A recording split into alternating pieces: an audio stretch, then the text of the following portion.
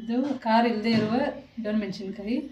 ಇದನ್ನು ಮಾಡಲು ಬೇಕಾಗಿದ್ದು ಶೇಂಗಾ ಪುಡಿ, ಗುರೆಳ್ ಪುಡಿ, ಗರಂ ಮಸಾಲ, ಚಾಟ್ ಮಸಾಲ, ಜೀರಿಗೆ ಪುಡಿ, ಮಸಾಲೆ ಖಾರ, ಅರಿಶಿಣ ಪುಡಿ, ರುಚಿಗೆ ತಕ್ಕಷ್ಟು ಉಪ್ಪು ಮತ್ತು ಗುರೆಳ್ ಪುಡಿ ಹಾಕ್ಬೋದು, ಸೇರಿಸ್ಕೋಬೇಕು. ನಂತರ ಒಂದು ತೆಮೆ ಇಟ್ಟು ಅದರ ಮೇಲೆ ಮೆಣಸಿನ್ಕಾಯಿ ಹಾಕಿ ಚೆನ್ನಾಗಿ ಹುರಿದುಕೊಳ್ಳಬೇಕು.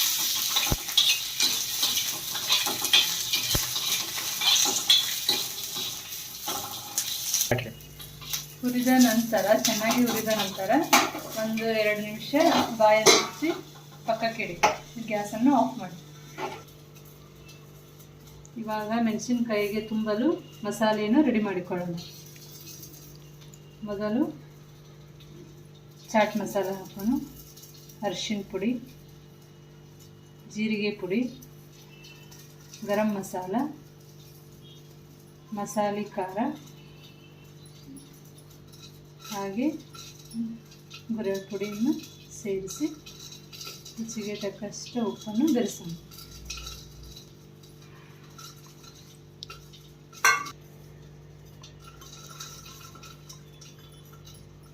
ಅದಕ್ಕೆ ಸ್ವಲ್ಪ ಎಣ್ಣೆಯನ್ನು ಮಿಕ್ಸ್ ಮಾಡಿಕೊಳ್ಳಬೇಕು. ಹೀಗೆ ಸರಿಯಾಗಿ ಕಲಿಸಬೇಕು.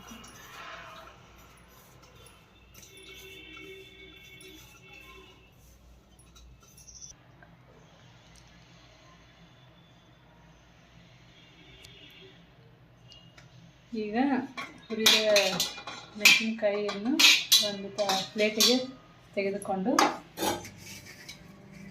ಅದನ್ನು ಮಸಾಲೆಯಿಂದ ತುಂಬಿಕೊಳ್ಳಿ.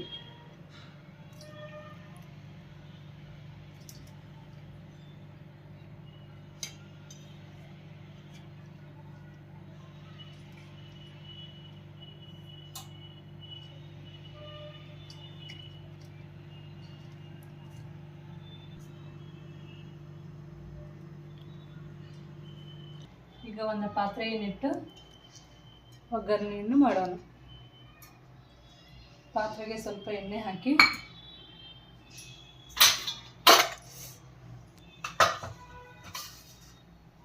ಸ್ವಲ್ಪ ಸಾಸಿವೆ,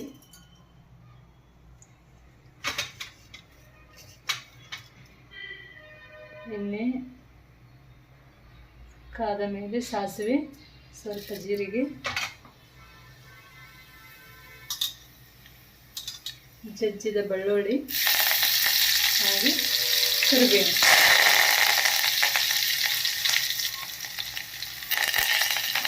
ಹಾಕಿ ಮಿಕ್ಸ್ ಮಾಡಿಕೊಂಡು ತುಂಬಿದ ಡೊಣ್ ಮೆಣಸಿನಕಾಯಿಯನ್ನು ಸೇರಿಸಿಕೊಳ್ಳೋಣ.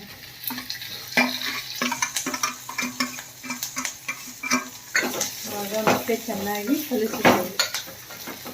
ನಂತರ ಉಳಿದ ಮಸಾಲೆಯನ್ನು ನೀರನ್ನು ಹಾಕಿ ಸೇರಿಸಿಕೊಳ್ಳಿ. ಅದಕ್ಕೆ ಬೇಕಾದಷ್ಟು ನೀರನ್ನು ಸೇರಿಸಿಕೊಳ್ಳಿ.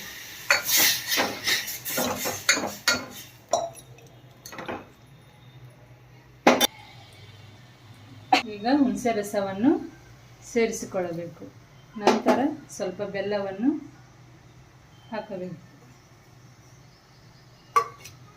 ಇದಕ್ಕೆ ಅನುಗುಣವಾಗಿ ಸ್ವಲ್ಪ ನೀರನ್ನು ಕುದಿಯುವ ಹದಕ್ಕೆ ಬರುವವರೆಗೂ ಸ್ವಲ್ಪ ನೀರನ್ನು ಸೇರಿಸಿಕೊಳ್ಳಿ.